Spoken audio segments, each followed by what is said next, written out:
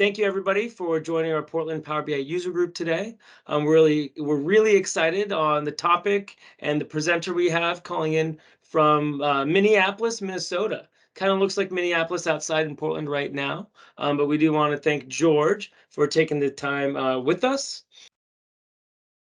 So we've got George Bryant today. He is partner at Fulton Analytics, an awesome Microsoft partner, one that we partner with a lot and love to recommend. He's going to be talking about modeling is modeling, but where are those gaps? You can find George with his LinkedIn and Twitter here, probably doing the same thing we're doing, posting about what we love, analytics. Let's get to some real learning. Mr. George, are you there? Okay, so I'm not going to, take away from the sponsors. I'll just summarize quickly and say that, yes, I am one of the partners and owners of Fulton.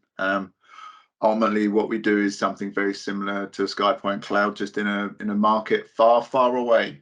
So I don't feel bad about at least referencing us, even if it's slightly brief. I will promote you guys. George, Fulton does awesome work. You guys have been doing awesome work for a long time. Huge fan of Robert, another partner of Fulton. So please just shamelessly plug yourself. I'm definitely more active on LinkedIn than I am the Twitter. They're connected, so you'll see a lot of that stuff flow through.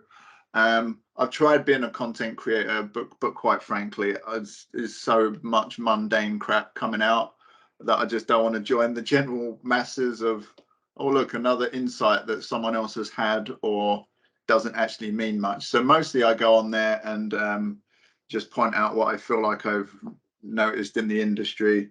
I probably come across as quite cantankerous. I wasn't surprised as I complain about all them kids going on about all their things and stuff. But I do try and put some valuable content out there. So if you do fancy a follow or connecting on there, I'm always open for conversations and not just having people see some of the things that I push through. So I would encourage you to go and have a look at there. I just try and have fun with it and not take it too seriously, which I think is the best way that I'm able to thrive there. Otherwise, yes. So my role at Fulton has been the partner. So Greg's already mentioned Robert. He does a lot more of the administrative sales side. So I've been in the ecosystem for Microsoft for a good 15 years in this country, at least. Obviously, I'm not originally from here. I came from England via living in China for a while. So I lived there for 3 years before I came here. And that's one of the reasons how I got here ultimately. But yes, ever since I've been here, really doubled down with Microsoft. So when Power BI first came out, I was one of the first people to pick up the preview edition before it became generally available. So I have been in the ecosystem a long time. I won't lie, my main focus is not exactly Power BI front end. Being colorblind, being limited with my artistic skills. My skill sets are definitely a bit further behind on the data platform and into the modeling of Power BI. One of the things that I have said recently, or I've realized recently, is because Microsoft took the analysis services platform and they worked it into Power BI as part of the dataset technology. So even though Power BI has only been around for 7-8 years, I've been doing it longer, and I don't feel like an idiot saying it at all. Today, I had to think quite a lot about this one. So modeling and data integrity. I was given a heads up that you have done, that you have had presented before, a rudimentary sort of modeling around the basics of it. Now, I know that there's lots of Power BI content out there. So what I've really tried to do here is I'm not trying to reinvent the wheel. I'm not trying to say, you can do these things in Power BI, look what I can do, because I'm pretty sure the majority of people in this room are going to know all those things. Certainly anyone that picks up and downloads Power BI Desktop for the first time, it doesn't take people too long to find what's intuitively there and start creating that content. So that's not exactly what I'm going to be going for. Only what I'm looking to angle towards is more real life. How do we work with the data? Not only are we just bringing data in and modeling in it with all of the best practices and bells and whistles, the very concept of a best practice means that that's what we all strive to get for. That's what the industry standard would be. But I have done probably 3 figures worth of clients and contracts at this point. No two are ever the same, and the best practice is something that we strive for, but we'll never ever get to. So that's what I wanted to try and bring to this presentation today, to show more of the reality of how things really do look. And it's never as simple as just make a star schema and those things. So that's what I'm going for. I haven't done this presentation before, so I generally just say bear with me. But one thing I am going to say is I absolutely love interactivity. I love questions. I love being stopped and taken on a tangent, or not taken on a tangent, taking myself on a tangent, because I'm pretty good at doing that. So absolutely feel free to drop stuff into the chat. I know Greg and Tina are monitoring and helping with the transition of those chats to make sure the questions come through in an orderly fashion, rather than just unmuting and shouting abuse at me when you fancy it, which is also quite fun, but not really what we're here for just yet. We'll wait to the Please end. participate, right? Like we want this to learning to happen, guys. So yeah, ping in the chat, we'll bubble it up, raise your hand, find a good spot to stop. But let's use this time and George's experience and expertise to our best to our best opportunity. Yep, appreciate that, Greg. Just keep it going, keep them coming. So this first part, I am genuinely going to lean on everyone to understand what people know, what people are listening to, everything that they want to do. So data modeling basics. And we're going beyond this today, but I want to understand, what is it that people are familiar with and have done with Power BI when you see all these things on basics. There is some excellent content out there that goes through a lot of great stuff, but we're just going to touch the sort of like the top pieces. So the familiar things, familiar phrases. So excuse me, facts and dimensions. Facts of definition just being anything transactional, anything where there's can be multiple line items that can happen. Like you go to a shop, your point of sale, you've sold a load of stuff, you might have sold 20 something. Those transactions, they're your facts. Your dimensions, your attributes, your descriptors, things that you can break it up by, all the things that, you know, which are fundamental to a model. You hear the concept of star schema, and I've even put in a lovely visual of something that looks like a star, which defines what a star schema really is. That multiple transactional piece in the middle, surrounded by the dimensions with one-to-many relationships.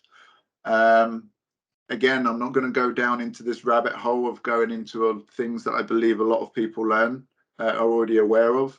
By all means, I'm never going to make the assumption that everyone knows everything. So if you do have questions on this, or there are things that I'm saying or reading right now that you're not as completely familiar with, then there's definitely good content. I'll recommend going to Cube. They're always great. That Reza Rad fella, Radicad, has loads of great content. And of course, I believe, Greg, you have a whole series of content with SkyPoint Cloud as well. Just go and research those things. But for now, I'm just going to skirt over those pieces, and I hope they're all good. One of the reasons that Power BI thrives in the way that it does is its in-memory capabilities and that sort of a centralized dataset concept.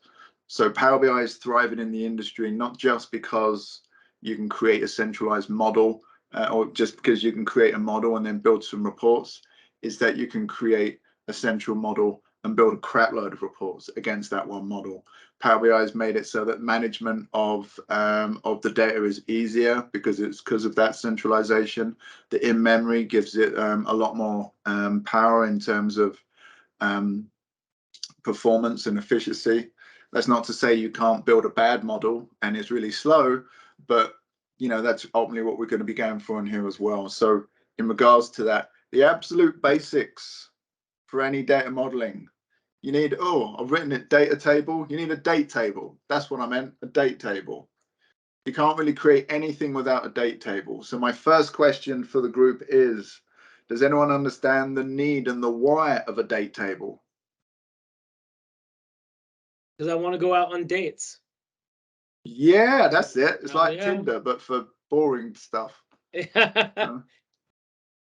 Does anybody else want to pipe up? Take a guess, even if you're wrong.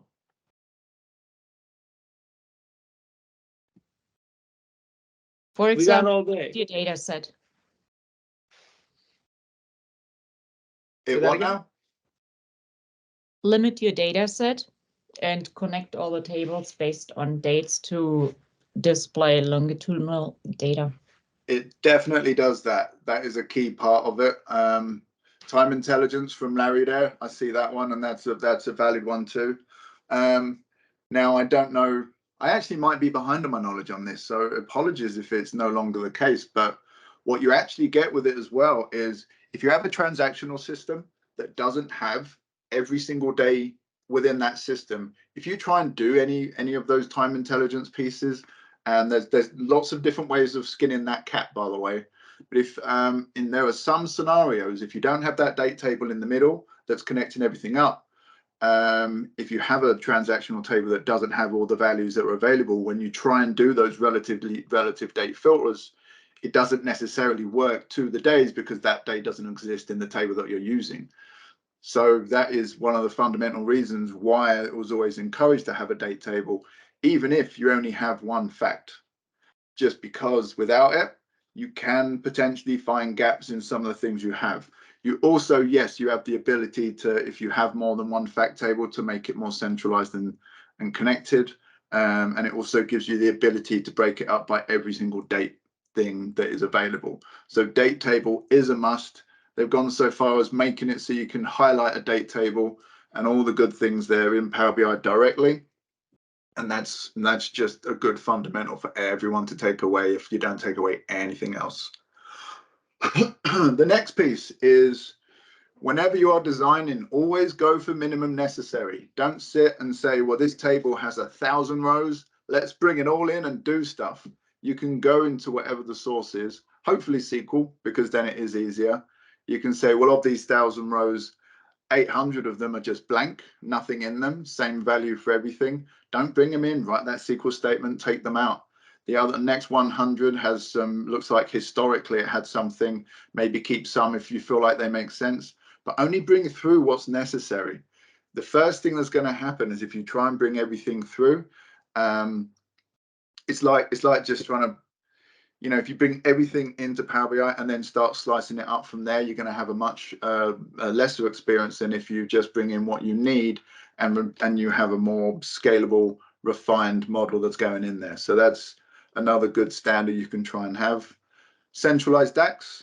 I don't know if there's a more official name, but if you're going to have time intelligence, have your time intelligence based upon an original summed field, so you don't have to make an update to every single thing that you've ever referenced your sum of revenue in. If you have it centralized, you can roll it through, and just excellent data prep. Have I missed anything? Just for those very basic modeling things. And by the sounds of it, I'm very aware that there are some experts in this room. So, I would say you the can other just thing. have at it. I would say the other thing maybe is just to create a linear timeline for visualizations. It's nice to have every single date. I prefer going backwards and just jumping around all different times of the year, but let's do it seasonally. Let's go from spring to summer back to spring. That's what I'm going to take away from the linear just for that alone in this state. So it's good. I think anything else from anyone? Sorry, Greg.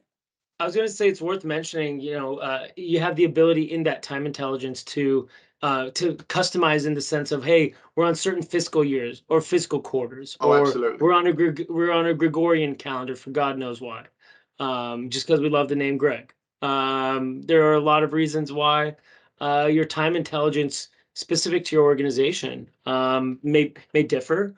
And so you want to have the same one. So like, for instance, whether you're using a data flow or that centralized data set, using that same component across all your data sets just creates a level of consistency that you really need, in your Power BI service.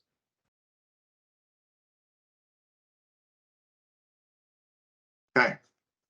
All right, so I'm going to switch to demo mode right now. So I apologize to everyone if now I'm going to caveat everything I'm doing here and say that I am ultimately front and center more than anything else a SQL guy. So this is where a lot of my examples will come from. This is a Power BI user group. Don't worry, I am fully prepared for everything Power BI. But the source that I'm going against today is a SQL Server source. And so only what I'm going to start with is I'm going to walk into this scenario and say, okay, I have this data set. I've never been into it before. Luckily for me, it's nice and small, which is a very pleasant thing. So I can go around, I can play around with it, and I can just sort of see what's around and just see sort of where those connections are. And so one thing that's very valuable is when you do get a set of data, you can go into SQL and you can just see it holistically. You can go into Power BI, you can load it all up into a table, you can see it holistically. And having the ability to do that, you know, even if it's just your attributes, even if it's your dimensions and what you're guessing are your transactions, then it's a really powerful thing that you can just start doing. And so, you know, there's no scenario where you're going to go in and create a data set without reviewing, looking at, and playing with the data. One thing that I've really started doing a lot of is utilizing Power BI to do a lot of that work for me. Now, one thing, you know, that's going to be key and focused on here is the ability to test, the ability to understand the data you have, understand if, when, and how the gaps are formulating. So as we go through this, you know, again, feel free to read, to comment and make questions, but you know, I am going to go through some fundamental basics, which I almost feel embarrassed doing it because when I was growing up, you know, I'm old now, but when I was growing up in the data world, sorry, you know, I'm talking 20 years ago at this point, there were some absolute fundamentals that were drilled into me from day one. And I get concerned these days because I don't see any conversation around these absolute fundamentals. So I am going to skirt a few and start going into them. So what I've done with this one, I've basically brought in some five tables. They're from this database here. I've had I'll just pin it for now. I have had the chance to go through this before, luckily. This is a data set I'm familiar with.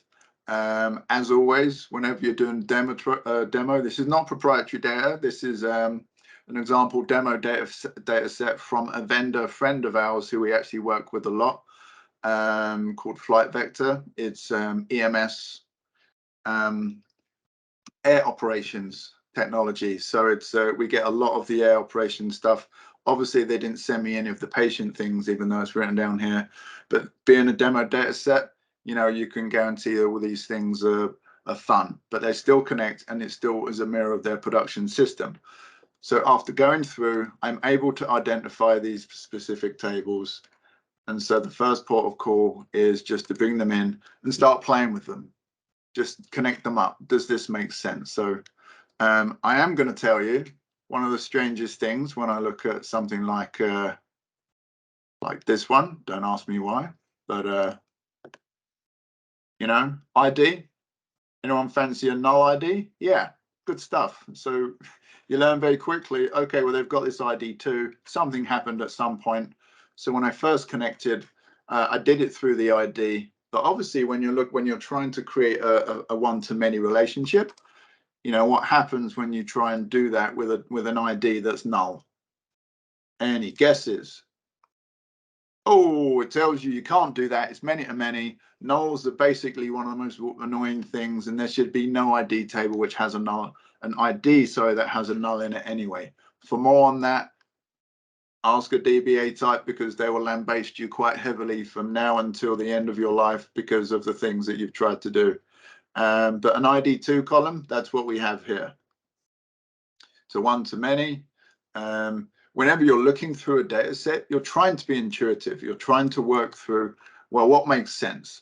And there's different ways of these databases designing themselves. So in this case, it has an ID. So you're going to make the assumption that, well, it's an agency. I'm going to go with the agency ID. You're going to go with the reason. You know, you'd think there's a reason ID. There's not. There's a close ID. Bases, base ID. finally one that actually makes sense. So whenever you go into a data set, it's never as simple as, well, it's called base ID over here. It's called base ID over there as well. So that's the first fundamental thing. Never assume that the IDs are what you think they're going to be, because very rarely they never are. In the scenario of this one, you know, this is quite a common occurrence that you'll find. You'll have the base ID or the ID in this scenario named out specifically as to what it pertains to within the transactional data, but it will actually just have the name of ID in that base table of where it goes. So oftentimes, if you see that pattern, then you can make the assumption. So if you have a profit center ID, you'd be looking for profit center within that table. If you see these other IDs, you'd be looking for ID in the dimension table, and then whatever the name is for these other ones here. Call type ID, for example, you go to the call type table. These haven't all quite gone through with that same reasoning, but that's actually okay. I can go further into that as to why that is a bit later on. But yes, never assume that it's as easy as just, well, there's my bases, there's my table, connect it up, there we go. Because it's never as simple as that. Why would it be? They want to make it tough for you. They want to make you sweat to, you know, they want to make you earn the money. So that's number one. The next thing is, once you've bought in these tables, there's some fundamental things that you should be doing. And so I'm going to go through all of these. I'm going to say, I've got a count for each one of these tables, because you know what? If I'm doing this test and I have not got this sort of ready to go, that wasn't a personal dialogue. I actually do have this ready to go. I just didn't do it fast enough. You know, then you want to do counts on your tables, because if nothing else, if you achieve nothing else with your modeling, you really want to have the fundamentals there. So I've not created it for this one. And all I ever do, just to make sure, you don't even have to do it there's a lot of intuitive things that you can do, but I quite literally just do a, what is that? I've never done that before. Didn't want to do that, sorry.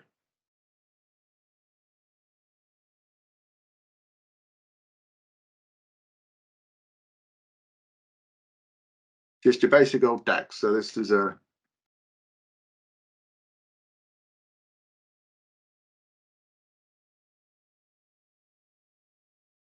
just a count on the ID, nice and simple, nothing complicated. All we're doing is just doing the test. So if nothing else you do today, you want to say, okay, well, these are the volumes, these are the counts of the things that I have available, and I need to undo that. That's a good thing about being cognizant of what your data actually is. That's nice. And so you want to know how many rows you have in every table, and then you want to go to your own table and just say, well, are these matching? Fundamentally, this is something that really does make a difference, especially if you've been modifying things in your Power Query. Now, if you've been doing things in the Power Query, oftentimes then you might expect a row change, in which case you still want to test that. So if I go into one of these and then I filter by one of these in the Power Query, I still want to do that test in the SQL to say, well, if I take that away, am I getting the same numbers? Am I bringing through the right table? Am I bringing through the entirety of that table in the way that it's supposed to be? Fundamentally, that is one of the most important parts, because when you take it from this and then you start doing ETLs, ELT, data movement, all those different things that you can do, you still need to do your source to target mapping to say, well, have I got the same amount on both sides? Because if you don't, then you know you're shooting yourself in the foot, quite frankly. And that's something that's pretty important for you just to do on the basic side.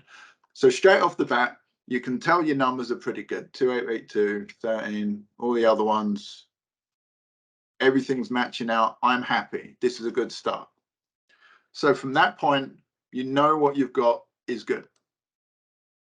So the next example is, well, now I've got that. The next thing I want to test is, I know the tables are complete. Because I know the table's complete, I know that anything else that comes up that is an issue, where the counts are off or anything else, I know it's not that stage. That stage is tested. Now I can move to the next stage, because what often happens is people will get to the third or fourth stage. People will create complex DAX which will be based upon a calculated column or another set of DAX. If you do that and the numbers aren't matching and you haven't tested it every step, there's 5 different steps that numbers could have gone wrong on. And if there's 5 different steps, you now have to come through every single one and validate it one at a time to make sure what's coming out at the end is now accurate. And that is not an efficient way of doing it, because you're now, rather than just going through one at a time and saying, this is good, I am happy, you have to go to the third, then the second, then the fourth, and find where that gap is. So it's always good to make sure you do those tests as you go along. So for the next stage of testing, I want to test these relationships. Are these relationships good? So the first thing I'm going to pull up straight away is I'm going to pull up my count from this one. We know it's accurate, so we don't have to go and test it again. Oops, I didn't mean to do that. I'll do that. That's what I meant. Make it into a table. Do. Then, so the first one I'm going to look at is and when you can't read your own writing, you know you're doing something silly. Okay. Okay. So we've got the count.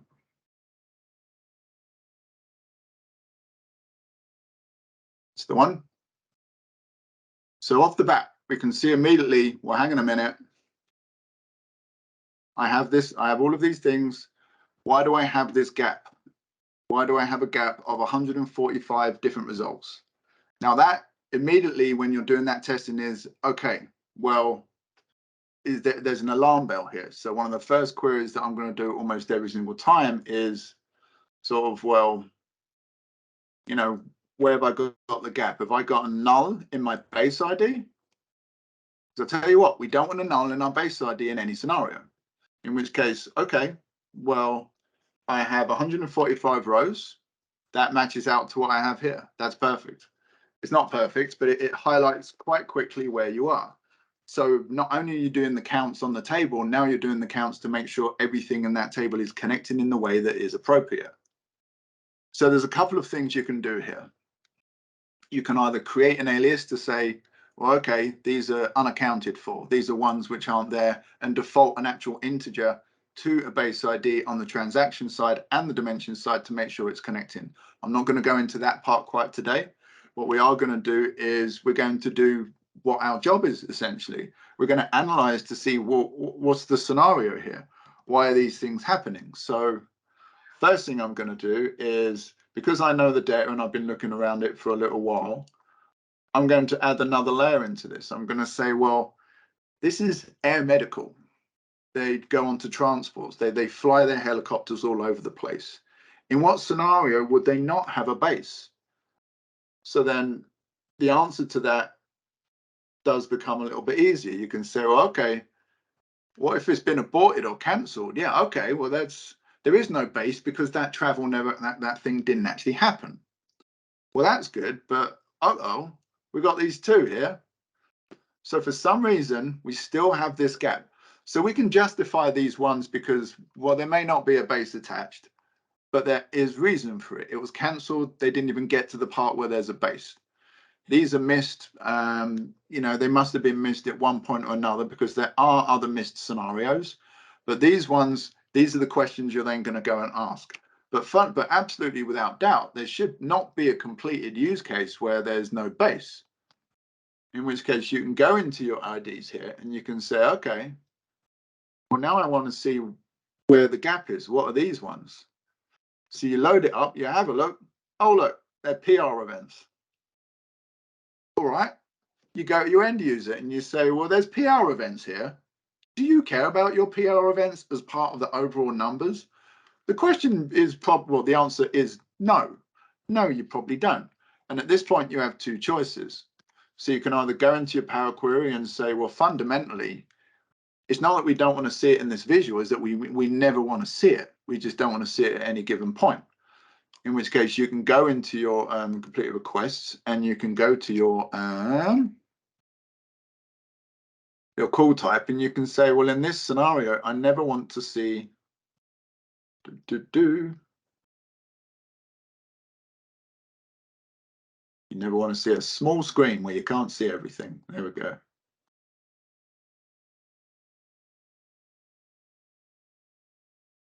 So you never want to go into a scenario and you want to go to your just pieces and just say, all right, well, I don't want PR event. You can do it straight here, click OK, everything loads through.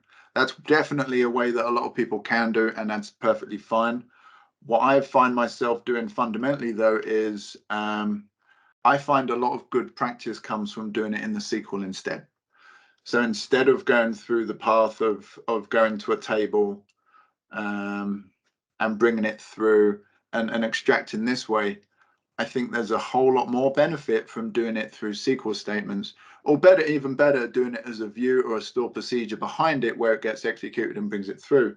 But fundamentally, if you do a lot of that work before it goes in, then there's no ambiguity, there's no accidental removing of things. And the other good thing about that is that if everything is in your SQL environment, apologies, if everything's in your SQL environment in your own set of views right here, then it's very easy to do management and change management, because you can just go into here and you can monitor and change and look at and compare all of the codes that are in your views or in your stored procedures.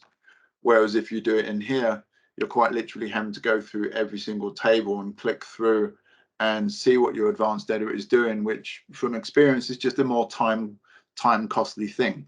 So my general advice is more to do it from that perspective and try and do it there instead of doing it just as pulling in the table and then removing columns and things. I just find it's easier for anyone that's after you coming in to say, okay, well, what have you got here?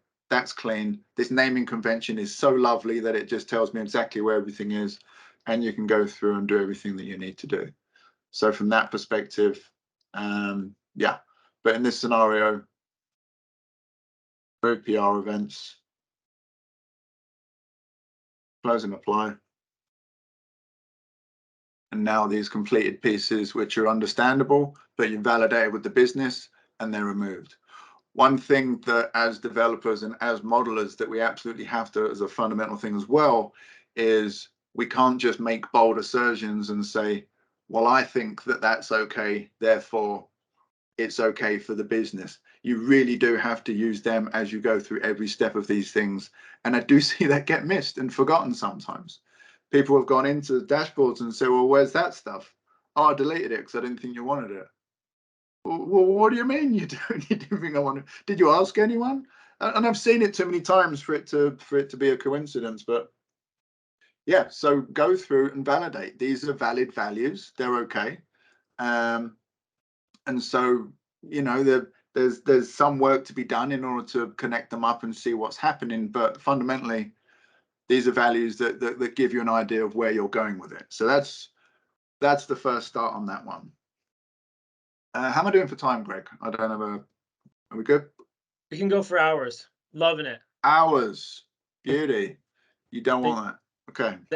We've got at least half an hour if you've got the content. Perfect. Okay. So is there any questions at this point? The other things I'm going to do are going to be more high level, getting into it a little bit. You know, is there any? One thing I'm always curious to hear is about is experiences, people's experiences. So, you know, I'm not going to call on anyone to start doing my presentation for me by talking a lot about your own experiences straight away. But I definitely want you to think through and see if there's any tangible ones which are worth sharing towards the end, because, you know, I have been in a very privileged position, and I'm very aware that I've been lucky enough because of the position I'm in. I get to see lots of scenarios, what people are doing, and not just a single perspective of one full-time company. So I'm definitely always got all the ears in the world for people to come up with stories and to have those conversations, and it's a good thing. Hey, George, Dave here. I have a quick question. Okay. Sure. So is it better that you have the views, you tap into the views directly, and you know, to create your reports here? I mean, you were talking about the SQL queries, also, right? That you said that's actually better because you know, you can be more specific right there.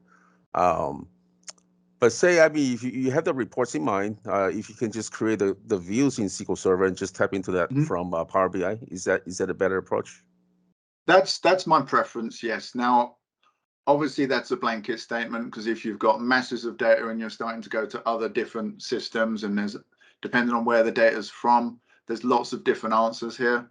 In general, if you're going to have lots of systems coming together, you know, yes, you want to kind of end up with a SQL environment using your data platform knowledge to get it all to that point. But my preference is, in general, yes, do a view is my personal preference. I think from a resource standpoint, stored procedures are probably a bit better, but I do think views are more accessible and a little bit easier for the majority of people that don't have the full T-SQL bandwidth. But a view is definitely the easiest, because when you do have them, again, when you have them in a view, you have your schemas or whatever naming conventions that you want named out clearly, then you know, a lot of people use the PBI schema or DBO PBI underscore type things. But it just, the easier it is for you to sort of manage as you're ongoing, the better. And I find that better achieved by views than anything else. Yeah. All right, great. Thank you. And that is a preference, by the way. I get quite anal about naming conventions for sure. This is a relatively new, so even at the time, there was additional data sources that I brought into here, which I subsequently took out, which had different prefixes and those things. But yeah. Yeah, I'm fairly new to Power BI. I just find there's a lot of, I think from a data governance perspective, and also with documentation, because I think due to the popularity of Power BI, I think it has overtaken Tableau to a degree, right? Because a lot of end users can just, it's more user-friendly for the end users, and they can jump into Power BI fairly quickly. But yes, it's quite a bit of a mess, in my opinion, right? I mean, they jump into it, they go use Excel, they create this, but we are the platform support team to a degree, and then we have to gather all these documentations. I just find it a pain, So yeah, I mean, it's every scenario is going to be different, and that's the key takeaway there. You are going to have that sort of scenario where you've got please make me an Excel a Power BI report based upon 30 Excel documents, which someone is manually creating every other week, but not in a real consistency, and those things. And they're the deeper conversations where we try and avoid giving people a solution which is inevitably just going to break. And so much of it comes from, well, where's that data coming from, and how are you treating it right now as it goes in? But that's definitely a tangent I could go on for hours with. But I won't, because that really would take us off topic.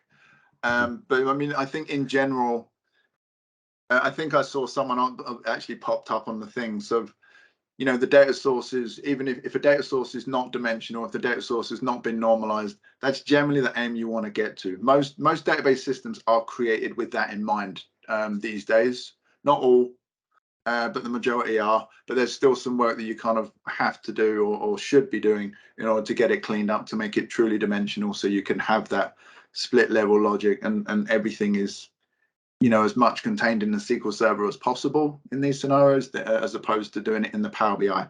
The reason being is if you have it Power BI heavy with all the queries, the DAX queries and everything else, then your performance goes down, your scalability options reduce.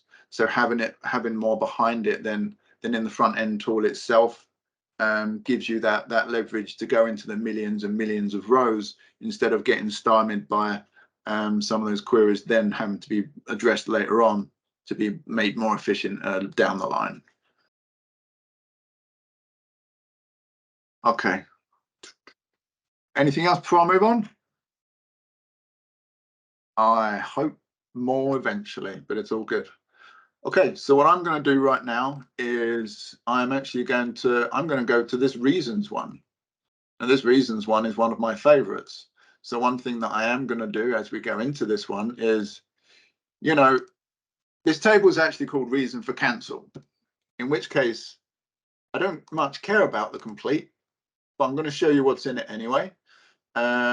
So reason, throw down a reason. Okay, excellent.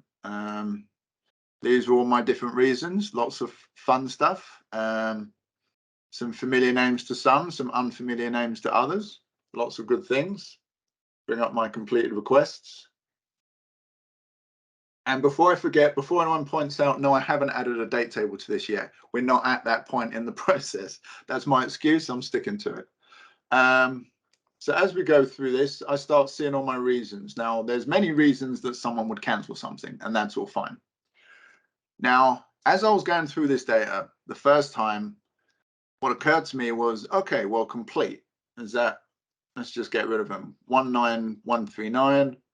19139, excellent. We can get rid of completes. They're irrelevant in this discussion. So there's lots of different reasons. Patient refused. That's valid. I don't want a $15 million bill from my medical person because I got in a helicopter. It was cool. I just had a broken leg though, so it wasn't as fun as I wanted it to be. Deceased, pretty significant. Let's go with that. But all of these things are pretty good and valid. So if you know what you're doing with your analysis, then you can go and look. But one thing that highlighted itself to me was this one, parent ID.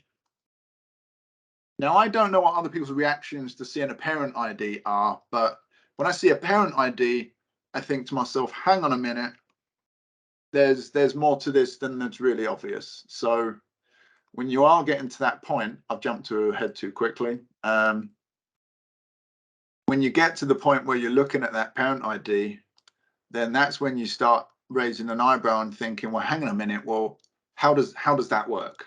What have I got here? So let's say complete. We can ignore complete. Parent ID, all of these are null. So these are obviously the first line of things. Okay, well, comparator transport, parent ID of 2, cancelled because the comparator has it. Now you've started noticing that as you're looking at your data, if you're paying attention to it, you can start saying to yourself, well, hang on a minute, there's a pattern here. It's not just a case of I've got a load of list of data. Now you actually have to do the work. And this, by all means, is the reason I think going into, I lost where I'm going, why doing things in SQL is more beneficial, because now you can have your table and you can say, well, now there's a relationship. And, you know, I know there's people in here who are going to sit there and say, that's bad SQL. I don't care about that today. That's not why I'm here. And, you know, it's SQL that works. So I'll have that. But ultimately, you start realizing, well, now I've got this whole ecosystem from reasons, from missed, weather, not reassigned or referred, done. I even put in an extra sub reason just in case they decided in their own platform to expand another one so that it could be scalable to that.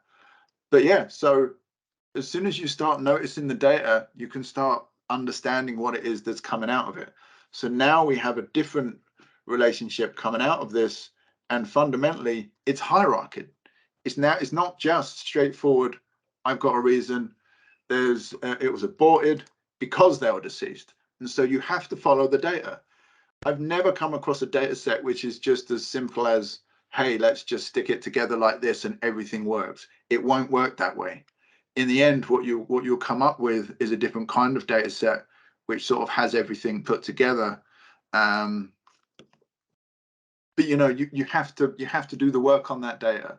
It's not as straightforward as just that. So that is one thing that we noticed. And again, I do want to highlight for a second time that, you know, trying to achieve this in Power Query is not going to be the easiest thing you can do, because it would require some appends, some merges, and all different kinds of things, which if your data gets large, you start getting a million rows trying to process through multiple appends and merges to get the data points out in the format that it's come out here.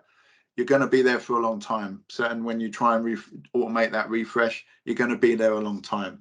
Whereas you saw this one ran in 1 second. And so when your dataset refresh does it in 1 second versus the amount of work it will take to do in Power BI to both create and ongoing maintenance, that's why I generally try and push back to there, because it gives you that efficiency that enables you to go a lot faster. So that's the next part there. Hey, George, I have another question. Sure. I see a lot of my customers, they just they merge the Excel files, everything into just one table, right? I think for smaller reports, that's not an issue. But do you know, based on your experience, at what point in time, from a performance perspective, that will become a nightmare? I am so glad you asked. So, wrong one. So I've tested Power Query. It was a few years ago. It may even be better now. But here's what I found. If I did, let's say I did some basic, has anyone used the replaced values function in here? You don't have to shout. Yep. I'm just Oh, going to yeah. assume that at least half the people here have. I got to 300 and I think it was 378 before it just shut down and my whole laptop died. Different applied steps for replacing values. When it came to merges, it didn't really take that long. It's quite capable. In fact, side story. So just bear with me. I apologize, but I'm a big fan of West Ham United, the soccer team. Born and bred out that way. All for me. They're all Let's for at the go moment. Hammers. Pardon? Let's go Hammers. That's it. I've been to a game. That's the only like game I've ever been to in England was at West Ham. Oh, The is that bubble song. The bubbles. There you go. Gotta love the bubbles. There's not many areas known for violence where bubbles is the main thing. Go figure. So yes, so I created years ago when Power BI first came out, and this is advice for if you're just starting on your Power BI journey. One thing I absolutely fundamentally say is pick a data set that you know about and that you love and like. So I went out and I created a whole steaming dashboard of I went and got all of West Ham's result history going back to the 1890s. I got every stadium from around the country for the away teams and when they were there and matched it all up. I created an absolute behemoth of a Power BI thing, and that had merges, appends, because half the sources were websites. So that was the limitation there. But I tell you what, I learned a whole lot doing it. If you try and refresh them, if the size is quite small, it's fine. Normally with merges and appends, if you have a lot of columns, then it's not necessarily it's not so much a conversation of how quick is it and what's the problem going to be there. It's much more a conversation of you know, if you have even one column with a slight misnaming at any given point, the whole thing fails, the whole thing breaks, and you have to go through and fix all of that. And it's not a very efficient way of doing it. What game are you playing, Greg? Some Switch. I'm wondering. I love that crap. It's all good. Sorry, I had to call you out. It's all good. So yeah, mergers and appends, try and limit it by all means, because it will, if you have 3 or 4 and that refresh breaks, you have to check all 3 or 4. If you have 20, good luck to you, you know, because it's not about how fast it's going to go at that point. It's if one thing breaks, the whole thing breaks. That's just standard on those things. Okay, what was I up to? Anyway, yeah, West Ham are doing crap. Any Tottenham Hotspur fans in there? Where's Steve when we need him? Steve on our team is kind of the soccer aficionado. Anybody else? Well, my buddy founded the Tottenham Portland fan group. am I allowed to swear in there, Greg? I do not like them. They're all dirty and weird looking. And Harry Kane, what a knob. Sorry. Anyway, sorry. Oh, I knew I shouldn't have drunk a lot before I came here. It's like Tableau versus Power BI, right? You just more violence, but yeah, pretty much. That's for sure. I'd go with it. I won't lie, I have lost my train of thought. But oh yeah, so the last piece is in that I was and you know, I know it's getting on a bit. No one's interested in going on for too long. Me more than anyone else. So the last piece I will throw in there is just to sort of reference, you know, there are scenarios where things can be completely wrong. So hospital and agency, they're both going to the one place. One thing that we did discover with that one quite quickly is that there are scenarios where it's not as straightforward as that. What we actually found was, you know, based upon the agency type will be what comes through. So if you have a rec agency type of 0, then it's actually the hospital. If you have it of 1, then it's actually the agency. So when you go into here, you're making the assumptions, but sometimes it just takes a little time to figure it out. So for full context, this ended up being the this is the final data set which we're actively using. We have you know, we have full permission to share it. Everything is connected in the way you'd expect. Dimensions at the top, fact tables at the bottom. And so we have gone through this quite a few times. In fact, we have a client out in Oregon that we're using this exact thing for. So one thing you'll always see is other things that are worth just highlighting is wherever possible, you want to do a one-to-many. Try not to do the many-to-manys. You know, my personal preference is I understand how a one-to-many with a bridge table works a lot better than the Power BI many-to-many. But rule of thumb is try and have it as one-to-many and not really any other scenario as best as you can. So that's kind of the result of that. So yeah, I think for the sake of everyone's evening, I shall roll up around that. And I'll just hope that, you know, to conclude and summarize that, you know, whenever you pick up data, it's so easy for people to just do these walkthroughs of just find out what it's doing, connect these things up. It's no two sets of data are ever the same. Even when they're coming from the same system, they're not. You know, we work with even with the flight vector relationship that I referenced at the beginning, we've got 10 different clients all using the exact same tool. No two people use it the same way. It's bizarre. And I think, you know, it has to be noted that if you do get frustrated with this, especially if you're quite young into the Power BI journey, it's completely natural. It doesn't mean you're bad at what you're doing or anything of that like that. All of these things take time. All of these things just take a grind at the beginning. You can put up a model quick, then it's the cleaning up, it's the refining. That takes weeks, not just a couple of days. You can build the thing in a couple of days. You can make it good over a couple of weeks. So bear that in mind. Always keep it there. And I hope everyone has had fun listening to me rant on. George, Yeah, before it's we great. get Thank you. to some questions, how about we all, you know, come off mute, share your video. Let's give him a round of applause, thanking him for taking his time, putting this content together. George, one of the questions I had for you as we kind of open up the table is, how important was it to read a textbook like Ralph Kimball, who's kind of put together that star schema and data modeling? You know, is that a textbook that, you know, helped you? Are there other resources that you used? Was it more of the guy in the cubes and YouTubes? Any suggestions there for those really trying to understand modeling? Ooh, dicey question, that one, to be honest, because I don't watch anything on YouTube, and I haven't read any of the books, but I understand all the concepts and stuff. Now, for full disclosure, I'm pretty severe ADHD and I'm unmedicated, so all that stuff I find very, very difficult. So I am absolutely fully hands-on.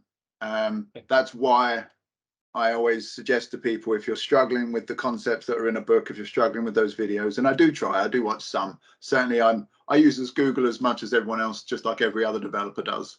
But really, fundamentally, getting your hands on a data set that you're familiar with and understand, and just playing with it, making things, and because when it's familiar to you, or when it's real data, tangible to your work or your career that you're working in right there and then, that's really where you're going to get the learning a lot more than practice bike shop data sets. And that's not a dig at Maven or AdventureWorks. It really is just sort of the real world stuff is the real world learning. That's really it. It's experience that gets you further, because you know, even with the SQL, you start looking at things and saying, well, I may know every single piece of SQL syntax in the world, but how to apply it, the scenarios where you can be a little more colorful, and the experience that comes with sort of seeing what other people have done and applying it to your own things. I don't think there's a replacement for that. Even if you can come out of school with the best learning in the world, but you know, you have to do that. But that's not to say I'm not completely well versed in the Kimball methodology and all those other things. I just had to do it with hands-on learning, as opposed to, I have the book. It's completely uncreased seal, is lovely, but it's but yeah, I use Google as my reference point more often than not, or Bing if I'm on brand, you know. I was struggling with the conditional column last week. I was just comparing two columns and, you know, trying to create my third column, but I couldn't get it working. So eventually I want to create a measure and use case statements in there. It's like, oh, this thing's damn. I don't know. I mean, have you guys ever run into issues with the conditional columns? Yeah, I do it in SQL. Again, it's because, again, you can have a conditional column and it will load up and stuff, and then you create measures against it. That's going to be a performance issue later on. Get it into your SQL, and honestly, it's much easier. So that's my answer. If someone creates a conditional calculated column, and I'm doing a review on efficiency because we've been bought into a very slow model, that's one of the first things I recommend, moving back into a SQL statement. Second question, correct, right? Last time I asked is log analytics, right? But you said that wasn't the right forum because you guys were doing dynamic 365 demo right there, right? So we have log analytics monitoring Power BI servers. But the question for you right here is that I didn't set up, I sort of inherited. The guy left, I came in new into the group, I inherited that. So we do have the information telling into SQL Server right here. But the question for you right here is, if you guys ever set up log analytics workspace and monitor Power BI servers, is it, once you turn it on, you have all these metrics, or do you have to individually, are you able to customize the metric to say, hey, you know what, now I have 100 metrics, but maybe there's 1,000 metrics out there. Do you know how do I tap into all these other metrics out there? Is it through PowerShell where I can fetch the objects individually, or is it through Azure where I can see the additional metrics? Do you want to take that one, Greg, or should I? Go ahead. So with log analytics, I mean, you know, we've not used it a huge amount, but in the scenarios where we've used it, in fact, Jeff Taylor, you're on there. Have you used log analytics?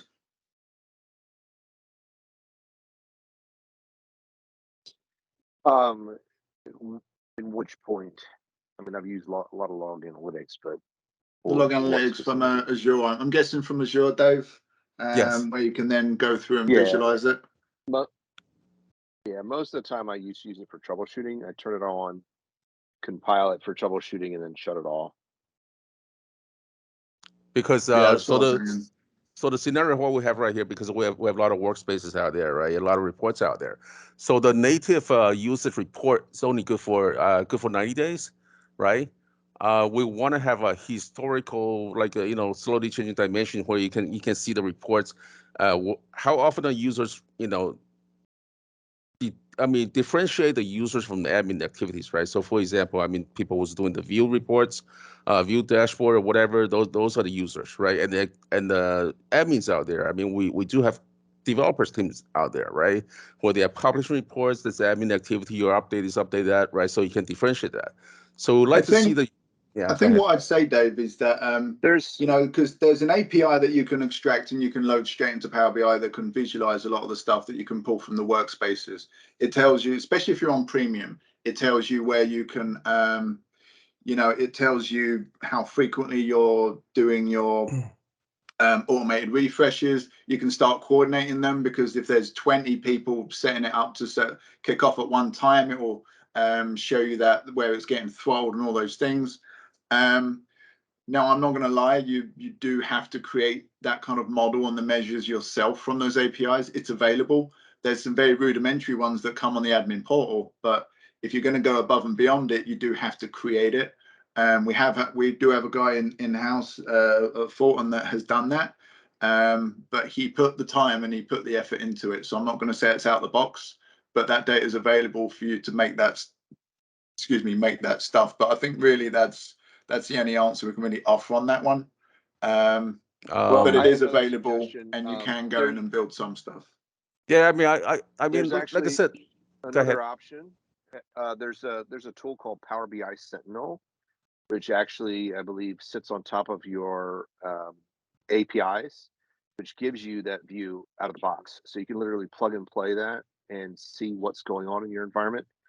I Okay. have a client that I work with. They've created their own custom plugin to look at the metrics to see which users are using which reports and how often, etc. But Power BI Sentinel is a very good plug and play that you could throw on top of your environment to see that. Then obviously you could separate that out by removing your admins and your developers to see what the actual use is. Yeah, my other question that wasn't answered was the question is, if I turn on log analytics to monitor Power BI service, is it once I turn on every single metric that's available I can tap into, or do I have to specifically call those other metrics? Do you know? I don't know the answer to that one specifically. Okay, no worries. Thank you so much, guys.